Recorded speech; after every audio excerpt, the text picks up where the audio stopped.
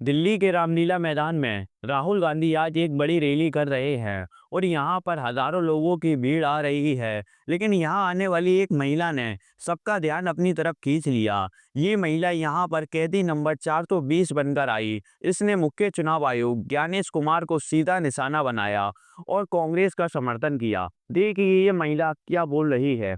ज्ञानेश कुमार जिसके इशारों पे नाच रहे हैं, तो ज्ञानेश कुमार की अक्ल अभी भी ठिकाने आ जानी चाहिए कि उनको समझना चाहिए कि अभी अगर वो नहीं सुधरे तो यही जनता उनके गले में बेड़ियां डाल करके पूरे चौक चौक पर के घुमाएगी। नहीं, सवाल पूछा जाता है चुनाव आयोग से, ज्ञानेश कुमार तो कुछ बोलते नहीं है, जवाब बीजेपी देती है। इस पे क्या कहते? देखिए ज्ञानेश कुमार जो है वो चुनाव आयोग के बराबर है, तो चुनाव आयोग बन गया है मोदी आयोग।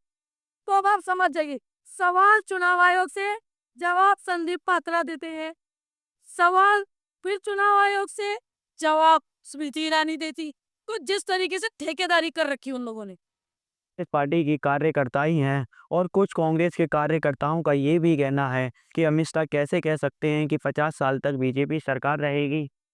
कुछ साल पहले एक बार नहीं अनेक बार कि अब बीजेपी की सरकार 40-50 साल चलेगी। हाँ, और मैं सोच रहा था कि यह व्यक्ति कैसे कह सकता है, इसको कैसे मालूम कि बीजेपी की सरकार 40-50 साल चलेगी। हम सब राजनेता हैं, जनता क्या करेगी, जनता के दिल में क्या होता है, जनता ही जानती है। तो ऐसा बयान देना कि अब हमारी सरकार 40-50 साल चलेगी, ये अजीब सा बयान है।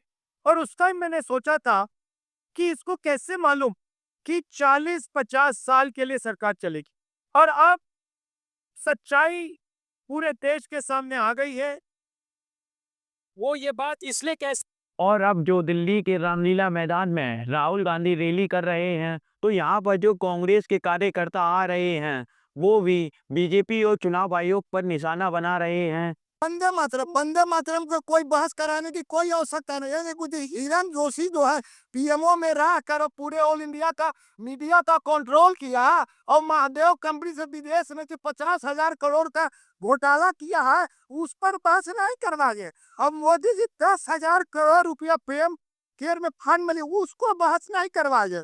पुलवामा 19 में हुआ, उसको बहस ही नहीं करा जाए। वंदे मातरम पे बहस हो। खाली इसका कोई वजूद नहीं है। वंदे मातरम का कोई, अरे भैया आपने पीएम केयर फंड में कहाँ से पैसा लाया? ये अभी तो चलो वोट चोरी पे बात करते हैं कि बिहार से हैं आप, बिहार में क्या हुआ बताइए थोड़ा। बिहार में वोट चोरी वोटिंग मशीन जो है कर टकरा देता है, इसमें कोई संदेह नहीं है।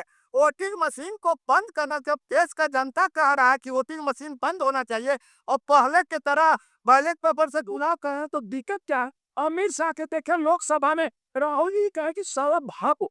लोकसभा में जब अखिलेश यादव को चुनाव सुधार पर बोलने के लिए खड़ा किया गया, तो यहाँ पर भी अखिलेश यादव ने चुनाव को सुधारने की बात की। और दूसरी तरफ जब राहुल गांधी को चुनाव सुधार पर बोलने के लिए खड़ा किया गया, तो इन्होंने अपना पूरा भाषण इंग्लिश में दिया। राहुल गांधी ने कहा कि वोट चोरी एक राष्ट्रीय विरोधी काम है। 1000 के वादे से मुकर रहे हैं लोग। और मुझे याद है कि जिस समय उत्तर प्रदेश में मैं फ्री मोबाइल देने जा रहा था, कैबिनेट से मैंने पॉलिसी पास की थी, लेकिन यही बीजेपी के लोग चिल्ला चिल्ला करके उसको कह रहे थे कि चुनाव को इन्फ्लुएंस करने के लिए ये पॉलिसी लेकर के आए हैं, ये बांटने जा रहे हैं, और उसको रोक लगवाने का काम इलेक्शन कमीशन से किसी ने किया था, तो वो भारतीय जनता पार्टी। और हम इस चैनल के माध्यम से आप लोगों को वो चीज़ें दिखाते हैं जो हर न्यूज़ चैनल दिखाना पसंद नहीं करते। आशा करता हूँ वीडियो थोड़ी बहुत इन्फॉर्मेटिव लगी होगी। अगर हाँ तो 1 प्लीज़